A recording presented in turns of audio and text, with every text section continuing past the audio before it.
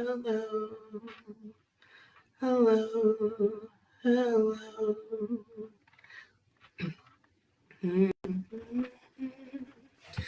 How we life, how we life, how we life, how we life. Hello, soul babe. Okay, I just need to check if you can hear me. Yes, you can. I've gone live a couple times and I've gone 2 hours and then I lost everything because you couldn't hear me. So I just want to make sure. So for the next 31 days, I'm gonna be going live just because New Year, new Chinese year, new me. But as you can see from the title, right, I want to talk um, about being a highly sensitive leader and my relationship to visibility um, based on society's expectations, right? So, um, if you're new to my channel, welcome. My name is Rudo. I'm a clear channel for Sweet Venus, and welcome to Mental Alchemy Academy. So, I wanted to share this because this is something I've been dealing with, right? I've been hiding for a while, and I wasn't aware actually that I was hiding, right? Because when when you are hiding, you convince yourself that you're not hiding. You give all these um, excuses as to why you're not hiding, or telling yourself like, oh no, I don't want to be seen because I mean, right now, I'm in a different phase of my life, and my excuse was being in this phase of winter, right? In winter we go back inside and reflect and introspect and whatnot. But that doesn't mean that you're not seen, at least by yourself, right? And what does that look like? Not being seen by yourself. It's being distracted by the external world, not being an authority of your four bodies. We talk a lot about this in my containers about what the four bodies are. And this experience and witnessing of how you deflect yourself from your center, from your core, because you want to build this persona and this identity to fit in and to belong into society. And it's a survival mechanism that we've been using since we were little kids, right? We'll pay attention to our parents to see how they move and what um, what they respond positively to from us, right? And what they don't. And we design our persona, our personality, our being from that state of being, right? From that awareness. So we've always been smart. We've always been self-aware. And some of us are just not aware that that's what we do, right? We just do it automatically. It's a survival response. So a lot of people going out in the world are attracting things, manifesting things from a state of survival, right? It's not a state of like, oh, I don't have any money or I'm in survival, but this is from a state of an identity that's built around this survival, right? Identity. So you create an idea of yourself, right? So that you can actually survive society, you can survive your parents, you can survive whatever relationship. We just do it naturally. And when you're not aware of it, it works against you because now you wake up in a life and you're wondering, like, man, like, this is not my life. What is this? Right? What did I create? What did I'm waking up in a prison. And it's because you are unconsciously creating and manifesting from this survival identity. And when you often find yourself distracting yourself with, I have my fair share of how I distract myself, and you know how you distract yourself. Um, for me, it's politics. I'm not a politician. I don't believe in this left right wing thing. It's the same bird, but I'm just fascinated by the theatrics and the drama and the dumbassery of some people, right? It's just so interesting just because I mean I'm a behavioral researcher, right? Like a behavioral researcher. I went to school. I created my own major in social behavioral components of cybersecurity, and I'm very fascinated by what to what extent humans go to gaslight themselves into believing whatever they're believing, right? And especially in politics, they use that to manipulate the collective, and it's very personal in that regard. But we also do it to ourselves. We do it to ourselves first because we realize our environment, the environment we grew up in, really morphed us into who we think we truly are. So, from this idea of myself, right? Until I lived and created from this idea of myself, I wasn't conscious and aware of this idea of myself until I had a spiritual emergency, right? Where I had a Kundalini awakening. I was super depressed, right? And that was my identity. I was a depressed person. That was my identity. That became my identity. And soon after that, I had a Kundalini awakening. And then it was like a rupture. Everything just shifted. Everything, man, like I lost control of my mental body, which is one of the four bodies. And I didn't have tools to regulate my emotional body, which is the second body of the four bodies. So I was just, I mean, all my numbing ways weren't working. Okay, so I was just like, I just felt like I was a zombie. That's how it felt, truly felt. I was a zombie, and someone else had taken possession of my body. And I lived like this for a while, like a couple years. And of course, I'll go to school and act normal, like, because I didn't want people to put me on a straight jacket. Imagine telling someone like, hey, I've got like a million voices in my head. Hey, I had this, my third eye opened for the first time and I saw my husband, and that's my husband. I'm like, you sound crazy, right?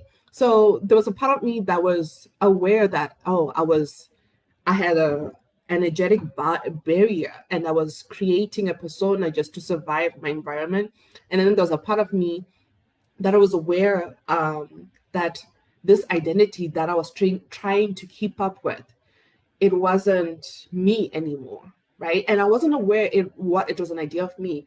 It was just an awareness like, man, it takes more energy to keep up with this identity, with this person. There was a gap between who I thought I was and the true me, the pure awareness of just being like, okay, I'm noticing myself saying this and it's not true.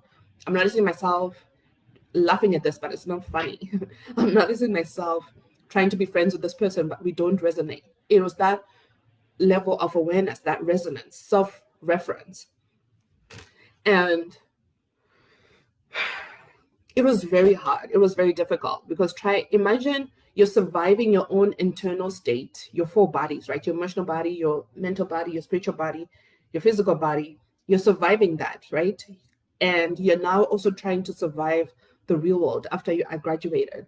I had like 4 jobs. I wasn't where I thought I would be because during that awakening, what I didn't realize is that I was differentiating from this idea of myself and my soul self, right? My true self, my soul self. And I never got the experience of actually experiencing my soul self consciously, right? I never really knew who I was. I was who my parents told me I was, because my parents were a story for another day.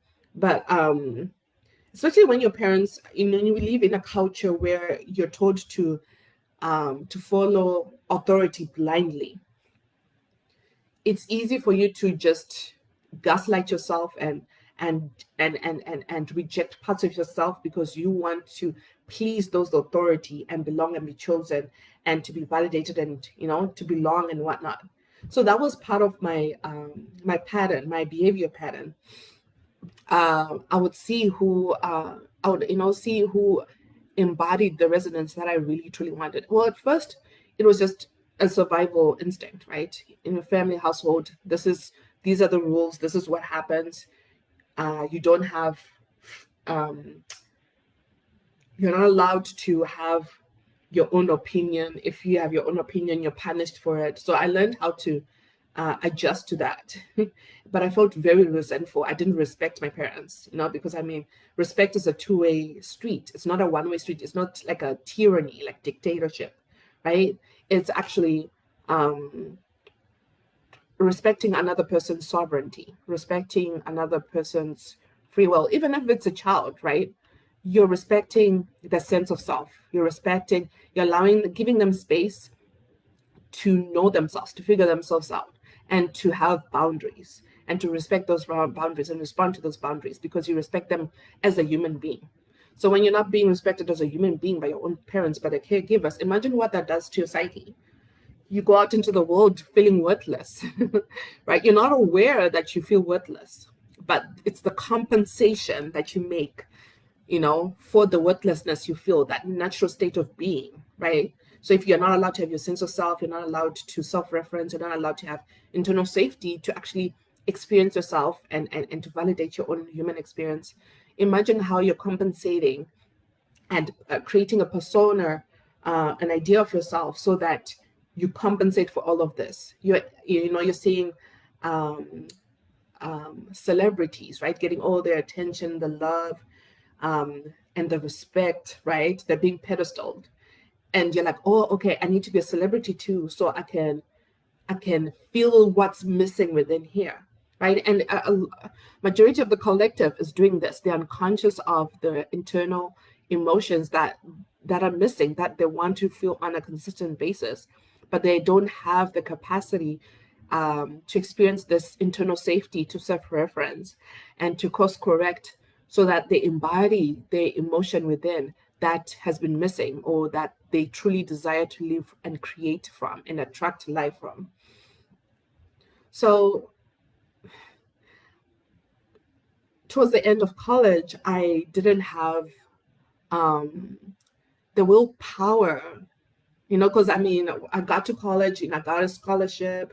I had the willpower to get a scholarship. It was almost a full ride scholarship, almost. But towards the end, I didn't have the willpower anymore. I was designing my own major.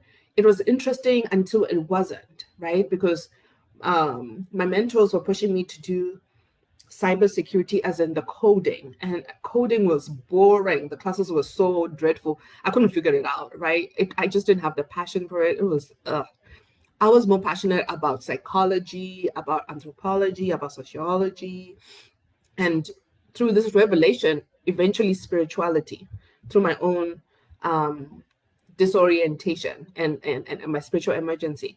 And I realized that all these jobs that I was aligning myself with, or I was building momentum towards, it didn't align with my intuition.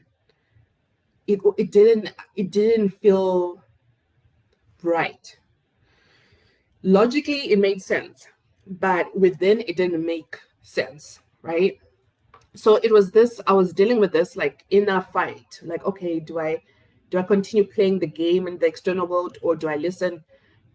Do I collapse that timeline and go a path I've never gone on before? That's scary, and it's unknown, and it doesn't make any sense, and it sounds a little chaotic because it's gonna collapse my this momentum I was building all this time. And now I'm starting all over again. Right? So yeah, after that I did babysitting. I flew over to a different state, and I went and babysit my twin cousins, which was in the moment I felt like such a failure. Yeah, I felt like such a failure because I didn't match up to this idea of myself, to my potential. It was just, yeah, it almost felt like I was going and then I landed flat on the ground. So I was grieving this idea of myself. I wasn't aware I was grieving. I was just feeling depressed. And I was in the middle of the dark night of the soul, which is like a symptom of spiritual emergency. And the voices were still in there too. So I was just surviving myself. This this self. I wasn't letting people in because I had this tough exterior, because I didn't have the safety. It wasn't built within me in my childhood that I could have the safety to let people in and trust people. I didn't have the discernment to trust who to trust, right? And I was losing all my friends attached to this identity because they were resonating with this idea of myself. They didn't see the real me. Very few people saw the real me. So I was oscillating between my soul self and the true me. Because when you do find people who resonate with your soul, it's so easy. There's no effort, extra effort, right? But the people who resonate with the idea of yourself, it feels fun in the beginning because it's like a distorted lens of how to receive those emotions. It's like a, is it a dopamine hit? I forgot those, when you get like a short term hormone when you do when you receive something and it's short term, right? It's the same thing. Whereas your soul friends, it's longer, right? So it endures because it's your true self. There's no maintenance. You can stop talking to them in 10 years, and then after 10 years you pick up right where you left off, like nothing left, you know what I mean? And you don't feel like hiding anything from them because you feel safe. You feel safe. It's like a, you feel rested. Your nervous system feels rested. But when you are in this compensations, phase, when you're trying to compensate, you're not truly aware because that part of you loves you so much and it wants to give you what you have missed in your childhood. It wants to give you what you've missed. Um, yeah, like what has been missing all this while, so that you thrive. It wants you to thrive. But sometimes those ways are not the best ways. They're not your highest ways. They're just um, a bridge, right? Until you can access the actual tools that will help you to endure so that you can actually have a true foundation, right? That lasts and protects you. So I had to experience a lot of like what this idea of myself saw and thought as failure for me to get used to my soul self, because I was taught that who I was at, like, without this performance, without this at my rested state, right? At my core was not enough. So there was always this need to perform in order to compensate for this, because staying still and just being calm like this and pausing like this,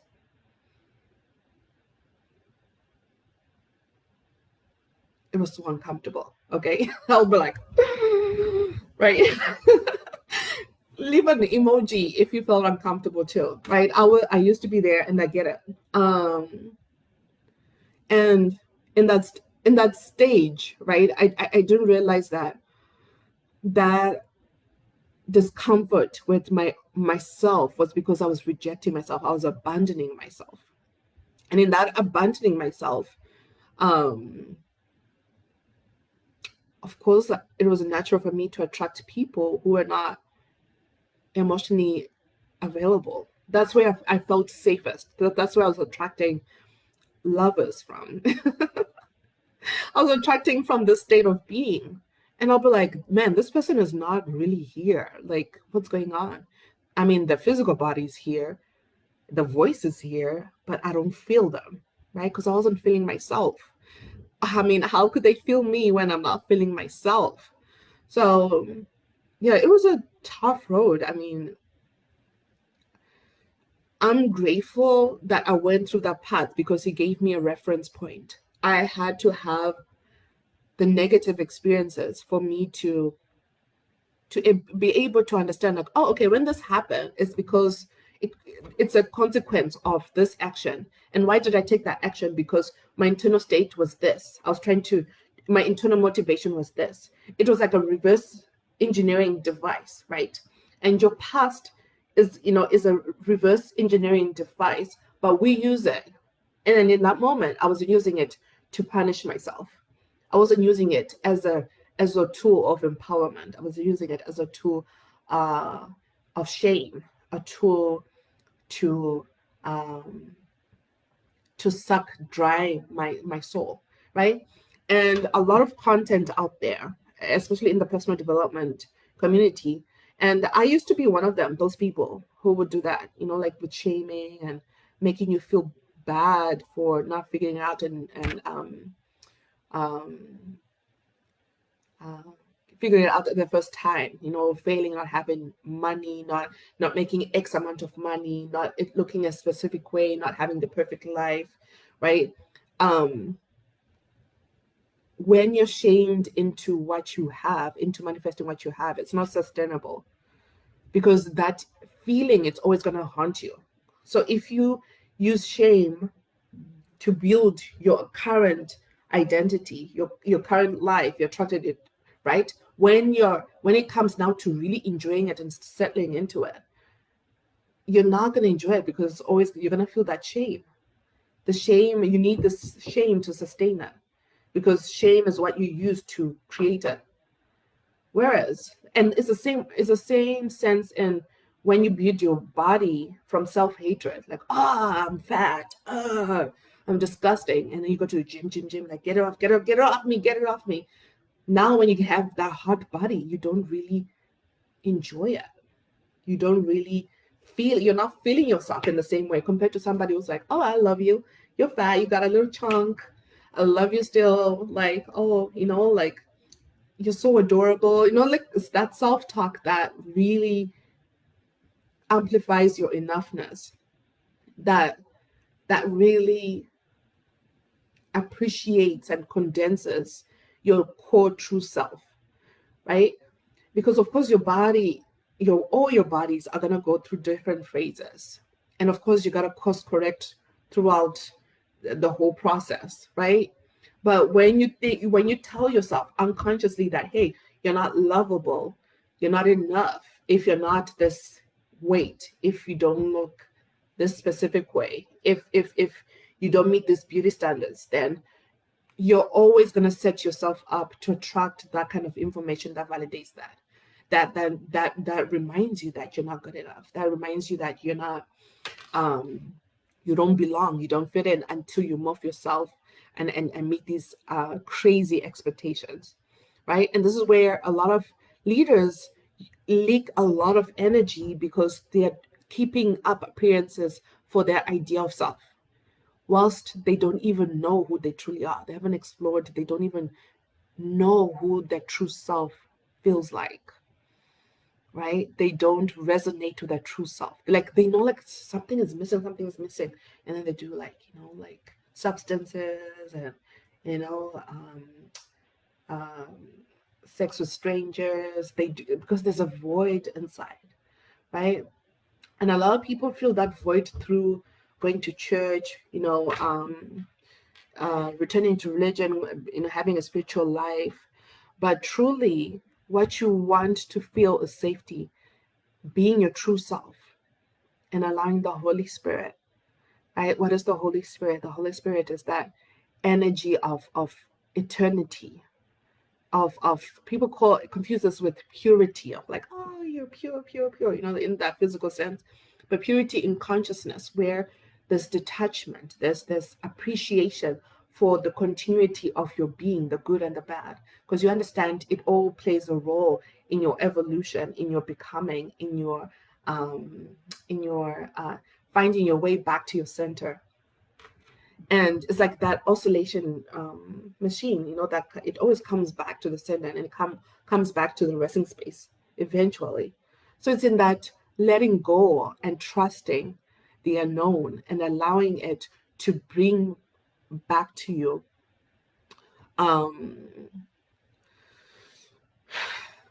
what is needed right now for you to take the next step. A lot of leaders are like controlling the details of the external world, but they feel like they've lost control because they have lost control of their internal world. But they don't notice that, right? So the control ends up creating more chaos because that's the internal state they're operating the external life from, right? It's because life, right? Manifestation, the universe works with coherence. What is coherence? It's matching the energy that you're responding to within yourself. How you're responding to your internal state is how the universe responds to you. It's the stage and level of consciousness that you receive from and participate in life from, right? So your state of being is not all about like, I feel fly, I feel whatever. Yeah. It's about how you're responding to those negative emotions, how you're responding to your state of being, how you're responding to specific sensations in your body, how you're responding to your past, how you're responding to your triggers, to somebody who doesn't match your beauty standards, right? It's that internal dialogue. It's all information. So the universe, right? There's the external universe, and then there's the micro universe, which is you. So you're in the steering wheel, right? So it's like the driver is not the car, but the car is bigger than the driver, but it's the one that you see on the road and it's moving and it's maneuvering and it's is the shelter, right? And it's the same way, right? Your four bodies are the car and your soul is the driver, right? But how does the driver know where they're going? Right? There's a GPS. There's a like, oh, I want to go to the bakery. Oh, I want to, it's the internal reference, the self-reference, right? So a lot of people don't have self-reference. They're just like, oh, okay, there's a car that's going that way. I'm gonna follow that car and I'm gonna go. And they believe that's the self-reference. And a lot of people are teaching that's the self-reference. Like that's the GPS, the internal GPS. Like, oh yeah, this is where we're going. This is what's up. This is what's trending. This is what normal people do. This is what successful people do. So hop on, right? And they're like, the drive, everyone's driving the same way. And you're like, what are you guys doing? Right? It's like it looks cultish. It looks very collective. And that's what we call society, right? But why was society created? How was society created? You want to look at the roots of how this collective um, collection happens, right? When you understand human behavior, when you understand the internal motivation behind certain hives, mind hives, right? You make a more informed decision that doesn't harm you and your future generations, right? Because we're playing the long game. We're not playing this, you know, what do you call it? Fast game, like this, like, oh, Amazon, I got this thing, let's go. No, you want something that is that honors earth, that honors your ancestors, right? Because this meat suit came from them. This mean the DNA, the cells in your body, they came from your ancestors, right? So there has to be some level of respect and reverence for those who walked this path before you, because that will give you access to information that is beyond your inner knowing, your education, your own success. So we are expanding from hyper individuation to interdependence within our own bloodline, right? And so going back to church, so I used to be a Christian, and with being a Christian, we're taught that we don't believe in ancestors. We don't believe in ancestor worship. They call it ancestor worship, really, but it's just ancestor appreciation. They say that God is a jealous God, and I mean, for me, when I was in Christianity, and I'm not speaking for all Christians. I'm speaking. This is a personal experience. Every time I speak about Christianity here, I'm always talking about my own personal experience. With Christianity, my questions were never answered, right? I felt like there was something missing. I felt like I was outsourcing my self-reference all the time. I was outsourcing my self-reference. I wasn't being pointed back within, which is the true source of your divinity, the true source of your freedom. It's within. They were always outsourcing it, like outsourcing your pastor, the Bible, Jesus is coming, whoa, whoa, whoa, whoa. And then every 3 weeks we're drinking the blood of Jesus and the body of Christ. I'm like, and that cross is being pointed to me. I'm like, this feeling a little cultish. This is a little crazy. I mean, why am I eating the person who's gonna save me? Why am I eating his body? Why am I drinking his blood? That sounds crazy to me. It's like cannibalism, right? So it was like this level of awareness where I was like, man, but I mean, this is what I was born into. This is what's normal, and they shame everyone who doesn't do this. We're the saviors. We're the ones the chosen ones. We're the ones who are gonna save others, right? And that sense of self-importance, it followed me in the early stages when I found the New Age community. I was just exploring. I didn't really identify with them, right? Because I'm just like, I'm an Aquarius. I just do I'm a lone wolf. But I just noticed it was the same blueprint of feeling like, oh yeah, we're the chosen ones, we're the ones who are gonna save the world. And it's everywhere. You find that blueprint everywhere. It's like that self-importance, and that is what is like an internal motivator for for success, for being a for achieving any level of success in society. And I wanted no part of that because I knew that it wasn't sustainable. And once I started individuating from that, it was painful. It was so uncomfortable. It exposed me so much. I felt like the collective was leaving me behind. But once I started normalizing that and creating safety for those parts of me that were feeling exposed, that's when it became safer to express from my true self, to be seen in my true self. Because I wasn't using that extra energy to conjure this idea of myself and to continue to give the world this idea of myself. I was giving that energy to myself to actually go within and be like, who am I? What am I about? I actually used it to get to know myself. I used it to create from nothing, right? That's the soul essence. You create from nothing. Those without souls can't create shit. But you with the soul, you can create from nothing. That's the magic, right? That's your divine blueprint. That's, you know what? A lot of people are like, oh, Jesus did this. He healed people. I mean, you can too, right? You can too. Once you go back within yourself, you can remember your true essence. But you won't remember when you're being distracted by the world and being told who you are by the world. When you're pedestaling other people as the authority of your life instead of actually coming within yourself and being like, yeah, that person has all these million followers. Everyone in my family adores them and sees them as the true self-reference. But I disagree. I'm going to individuate. And even if your boundaries, these energetic boundaries, people retaliate for them, if you can have your back, if you can hold yourself steady and trust yourself and trust your choice, it becomes easier for you to metabolize other people not rejecting you, because they're rejecting this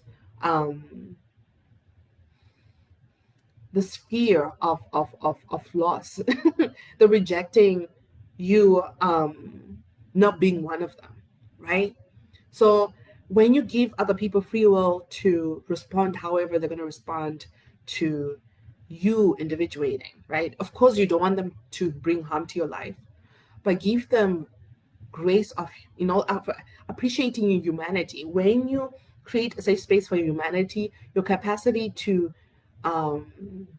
tolerate other people's humanity expands, right? So we need to give each other grace, because when we don't give each other grace, that's when that self-judgment, the shaming comes from, right? Because you're like, oh, you're not doing it like us, you're not doing it like this way. It's very triggering, right? Because it's you're seeing something that doesn't align with the momentum you're creating and you're moving from, right? So it's automatically bad, instead of like seeing it as like, I'm curious, that's different, that's another different way to do it. Why is it working? Why is she choosing this? Why is she going this way? Right? And when you are in this curious phase, you're reconnecting to your inner child. And your inner child, once you let your inner child lead the way in this internal realm, right? When you're navigating your internal realm and you allow that to be the muse of how you respond to the external world, baby, your life, it becomes so much easier to be seen, because you're being seen from the depths of who you are. And you're calibrating to people who appreciate the depths of you. You're not even paying attention to people who don't have depth, right? You're not paying attention to people who don't see your depth, who don't value your depth, because they're a waste of time. It's like what is this? What example can I use? It's yeah, it's like an ocean. It's a glass of water standing up to the ocean. I mean, it doesn't compare, right? So, and it's not about this ego thing. It's a matter of capacity. Different people, I mean, people are in different stages of their life and they have different capacity depending on the environment they were brought up in, how they're taught to um, to connect with the information within their four bodies and how to connect to the world. You know, the architecture, it's all different, and depending on the work you've done within yourself and what you're doing with that work, it's all different. So it's not about the other person, it's about how you're responding to those people who don't appreciate your self differentiation, right? It's not about creating stories in your head and saying like, oh my gosh, this is what they're saying about me in the background. I mean, it's a natural way your mind is trying to protect you, like, oh, what are we going to do about this people, about this people? Did you see how they looked you on the side of the eye? Did you see how the body shifted like this? It's normal, especially if you grew up in a household where you always have to walk on eggshells and you're very sensitive to energy like that.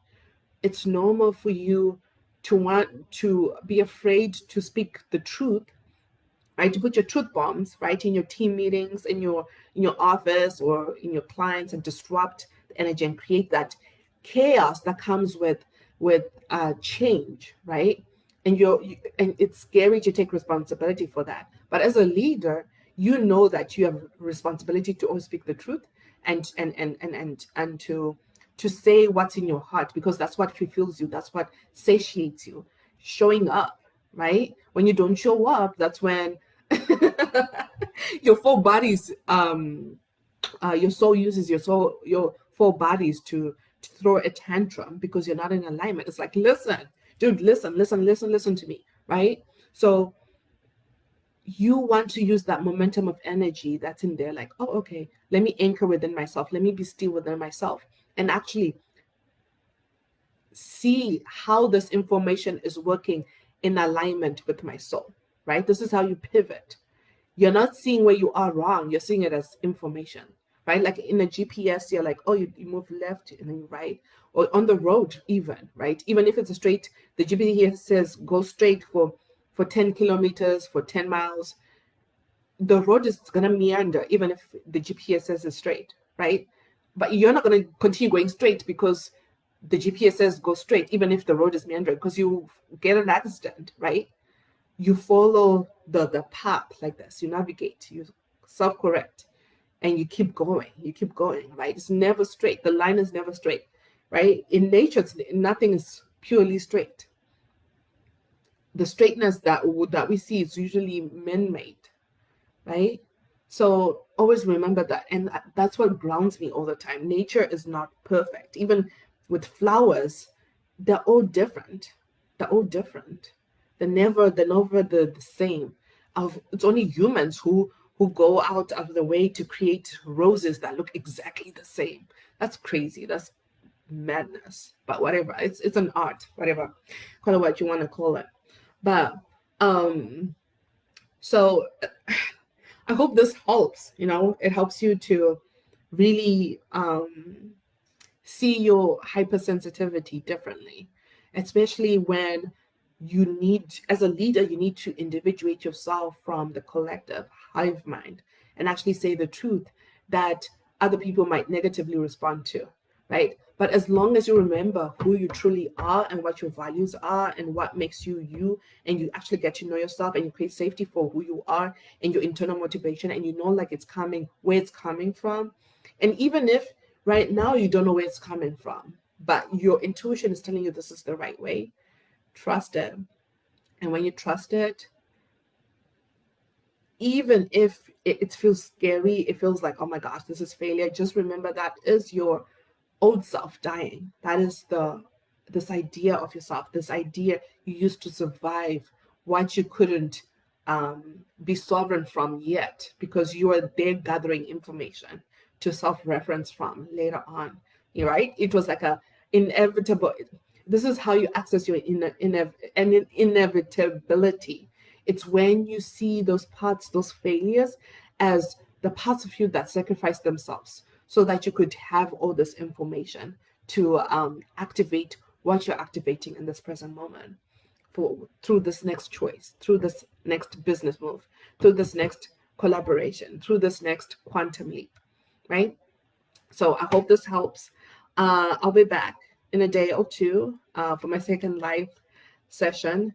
And if you need support, of course, the Sovereign Progression is here for you. You can find the link below. And yeah, see you on the other side. Mm-hmm.